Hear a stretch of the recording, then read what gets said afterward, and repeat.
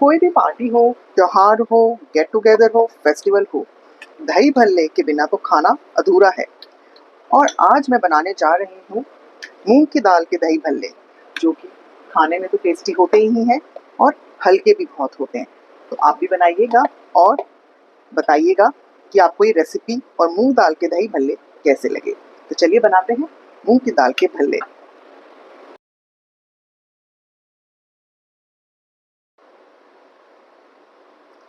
देखिए कितने soft and fluffy हैं।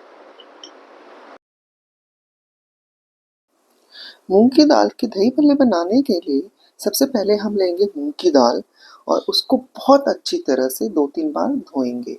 अगर आप 2 जनों के लिए बना रहे हैं तो आधा कप मूंग की दाल काफ़ी रहेगी। और उसको 3-4 बार अच्छी तरह से रगड़-रगड़ के धोने के बाद हम इसको 3 घंटे के लिए भिगोने के लिए छोड़ देते हैं। अगर आप भिगोना भूल गए हैं या आपको जल्दी है बनाने की, तो आप उसको गर्म पानी से भिगो कर के भी छोड़ सकते हैं। वो आधा पौना घंटा में भी भीग करके फूल जाएगी। अब मेरी दाल को भीगते हुए 3 घंटे हो गए हैं। अब मैं इसके दाने को दबा के चेक कर रही हूँ कि ये अच्छी तरह से भीग गई है कि नहीं। अगर मेरे दाने आराम से नाखून से टूट रहे हैं तो यानी कि दाल भीग गई है। अब मैं इसको मिक्सी के जार में डाल के दरदरा पीस लूँगी। हमें एक बार में नहीं सारा बैटर पीसना है। इसको मिक्सी को बीच-बीच में रोक करके चम्मच से अच्छी तरह से हिला के ऊपर से नीचे का करके पीसना है। अब अगर आप लोग हरी मिर्च और अदरक खाते हैं तो वो भी आप डाल लीजिए और उसको भी पीस लीजिए। बैटर दरदरा होना बहुत ज़रूरी है, यानी कि बैटर को बहुत बारीक फाइन नहीं होना चाहिए। अगर तो हमारा बैटर बहुत बारीक फाइन हो जाएगा तो हमारी पकौड़ियाँ अच्छी नहीं बनेंगी और ना ही बहुत मोटा रहना चाहिए। बैटर की कंसिस्टेंसी इसके लिए बहुत इम्पॉर्टेंट है। आपको पीसते वक्त अगर ज़रूरत लगे तो आप थोड़ा सा पानी भी डाल सकते हैं। तो आप देखिए मैं बीच-बीच में इसको चला-चला करके चम्मच से फिर पीस रही हूँ। अब इसको आप अपनी उँगली से देखें कि आपके हाथ में हल्के-हल्के से दाने रड़क रहे हैं कि नहीं। अब मेरा ये लेवल ठीक था जिसमें कि मेरा उँगली पर हल्के-हल्के से दरदरापन मुझे महसूस हो रहा था। अब मैंने अपने बैटर को एक बाउल में खाली कर लिया और अब इसको मैं बहुत अच्छी तरह से फेंटूँगी। हमें एक्चुअली में इसमें एयर क्रिएट करनी है। फेंटते-फेंटते ये बहुत हल्की हो जाएगी और इसका कलर भी बहुत लाइट हो जाएगा। तो आप देख सकते हैं मेरी दाल में दरदरापन भी दिख रहा है और इसका कलर भी लाइट हो गया है। अब ये फूल गई है कि नहीं उसको चेक करने के लिए हम क्या करेंगे कि एक कटोरी में पानी लेंगे और उसमें 1 ड्रॉप बैटर का डालेंगे। अगर तो हमारा बैटर ऊपर आ गया है, तैर रहा है, तो यानी कि हमारी दाल फ्लफी हो गई है, फ्राई करने के लिए रेडी है। अब हम मीडियम हॉट ऑयल में पकौड़ियों को तलेंगे। ध्यान देने की ज़रूरत है कि पकौड़ियाँ किस तरीके से डाली जाती हैं। आप अपने हिसाब से साइज़ छोटा-बड़ा कर सकते हैं। कढ़ाई में उतनी ही पकौड़ियाँ डालें जितनी कि तेल में आराम से आ जाएँ और इनको हिलाने में आराम से हिल जाएँ।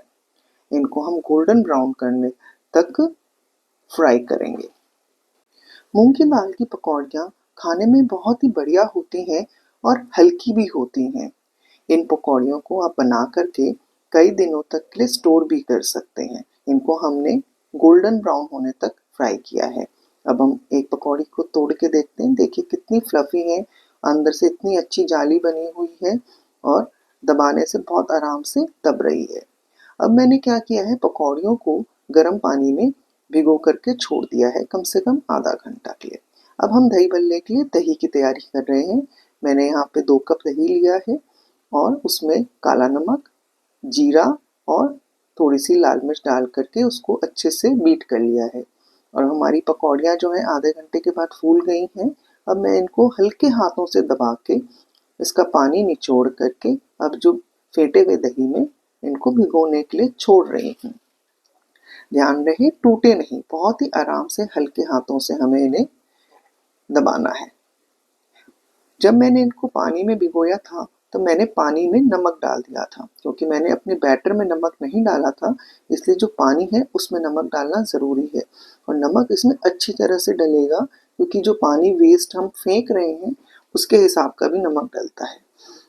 अब मैंने थोड़ा-सा दही और लिया है और थोड़ी-सी मलाई को मैं बीट कर रही हूँ। मलाई डालने से दही में बहुत ही अच्छा सिल्की टेक्सचर आता है। मलाई में दरदरापन बिल्कुल ना रहे, बस एकदम स्मूथ कर लें और उसको दही में मिक्स कर दें। दही में थोड़ा-सा दूध भी डालिएगा जिससे कि पतला हो जाए। अब भीगी-भीगी पकौड़ियों में ऊपर से सारा दही डाल दें। अगर आप लोग हरी चटनी या मीठी सौंठ खाते हैं तो वो भी ज़रूर डालिएगा और ऊपर से गार्निश करने के लिए नमक, मिर्च, भुना जीरा, हरा धनिया डालिएगा। चाहें तो नारियल भी वो रख सकते हैं। आपको ये रेसिपी कैसी लगी बताइएगा। अगर अच्छी लगी हो तो लाइक करिएगा, आगे अपने फ्रेंड्स को शेयर भी कीजिएगा। आगे मैं ऐसी ही और रेसिपीज़ लेके आती रहूँगी, इसलिए मेरे चैनल को सब्सक्राइब कीजिएगा, मुझे फॉलो कीजिएगा।